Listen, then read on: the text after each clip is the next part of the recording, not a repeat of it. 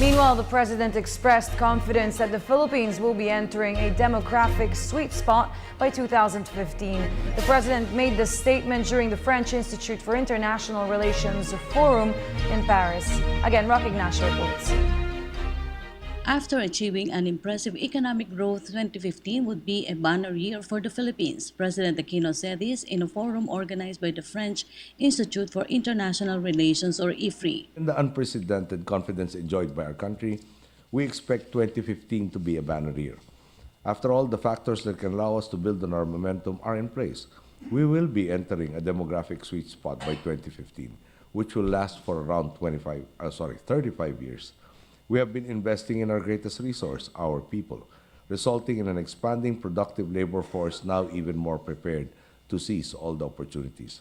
We have a strategic location and vast potential to be a crucial hub of trade, investments, and services. The chief executive said that good governance is good economics.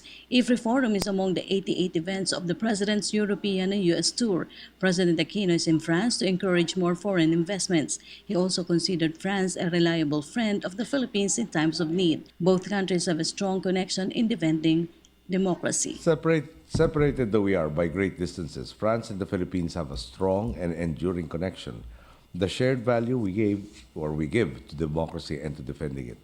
The battle cry of your own revolution, liberté, égalité, et fraternité, spurred thousands to action around the world, including a Filipino clerk named Andres Bonifacio, whom we honor as the father of the Philippine Revolution.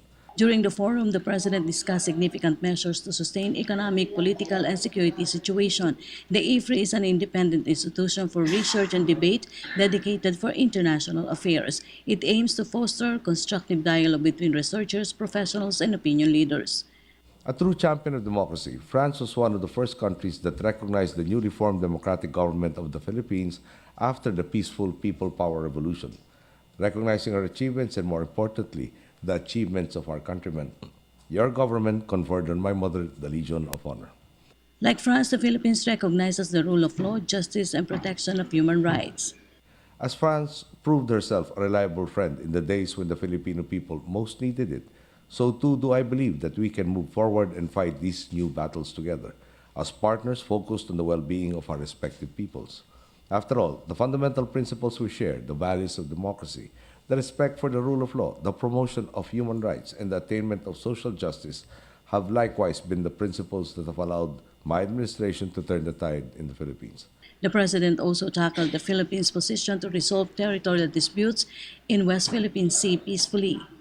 To do this, we are taking two tracks. First, through promoting the formulation of a binding code of conduct, and second, through arbitration, a mechanism which is embedded in the United Nations Convention on the Law of the Sea. We continue to invite other claimant countries to join us to accelerate the resolution of this very long-standing dispute, which has lately caused much tension in our region.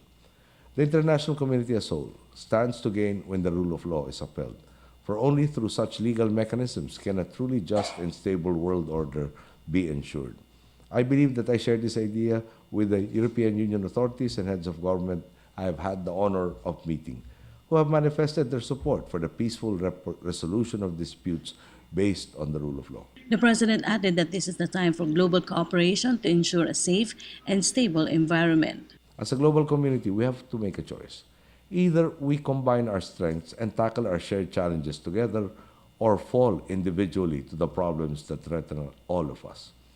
Asia, Europe, and the rest of the world need to work together to ensure a stable environment and a brighter future. I believe that a reinvigorated Philippines-France relationship can contribute greatly to achieving this endeavor. As partners who have worked together, though perhaps indirectly for centuries, to preserve democracy and its fruits, the Philippines and France can continue to stand together, working towards the benefit of our citizens and of the entire world, through a renewed commitment to the values our nations hold dear: liberty, equality, and fraternity. For the People's Television, Rock Ignacio, Paris, France.